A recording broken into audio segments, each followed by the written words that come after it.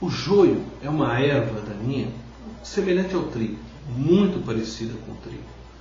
E ela se diferencia somente quando já está perto da colheita. Mas o que nós podemos aprender de imediato com o joio e com o trigo? É que mesmo com a erva daninha, o trigo ele continua a crescer. Isto é, mesmo ele cercado pelo joio, ele cresce.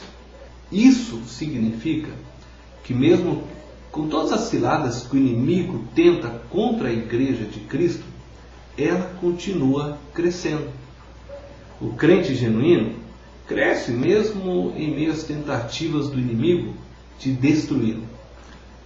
Sabe que o diabo ele sempre tentará quebrar a sua comunhão com Deus, com o Espírito Santo. Mas ele não poderá se você permanecer fiel a Jesus e a sua palavra. Por isso é muito importante as palavras de Jesus: vigiai e orai. O diabo ele tentará quebrar a sua comunhão com os irmãos também, com a igreja de Cristo. Contudo, se você mantiver firme o amor em seu coração, ele não conseguirá te afastar da igreja de Jesus Cristo. E talvez você possa perguntar, mas como eu posso perceber o joio que existe dentro da igreja, que existe ao meu redor?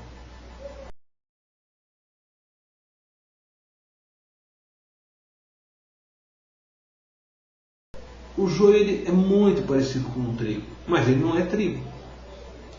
E a única forma que nós podemos discernir o joio do trigo é olhando para os frutos. Eu diria que algumas características possíveis do joio é que eles sempre irão negar a divindade de Jesus. Eles não são íntegros, mentem, roubam, não possuem uma ética que seja de acordo com o reino de Deus. Não respeitam as autoridades eclesiásticas. Normalmente gostam de semear divisões, criar contendas. E nós precisamos discernir o joio.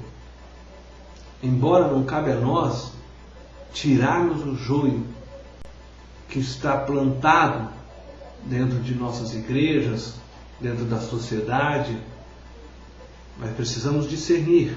A Bíblia fala em Atos, capítulo 20 e 29, que os lobos virão. Nós precisamos estar preparados para não sermos devorados por esses lobos. É interessante que no texto de Mateus, a colheita ela é feita pelos anjos, não pelos homens. Aquela colheita que separa o joio do trigo. Por quê? Ora, nós não estamos aptos para fazer esse tipo de separação. Não sabemos, na verdade, diferenciar o joio do trigo. Nós podemos diferenciar através de alguns frutos.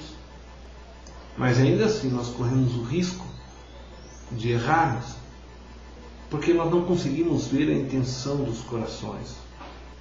O joio em nosso meio, embora ele nos cause um incômodo e perigos, também, por outro lado, ele nos leva a sermos mais cuidadosos com as nossas escolhas e acaba nos transformando em crentes mais fortes e mais valorosos. O que eu gostaria de deixar para você hoje é que não se preocupe tanto em arrancar o joio ao seu redor.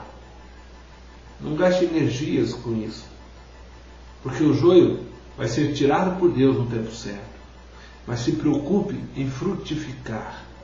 Se preocupe em viver a ética e os princípios do reino de Deus. Se preocupe em ser simplesmente um verdadeiro cristão. Deus te abençoe.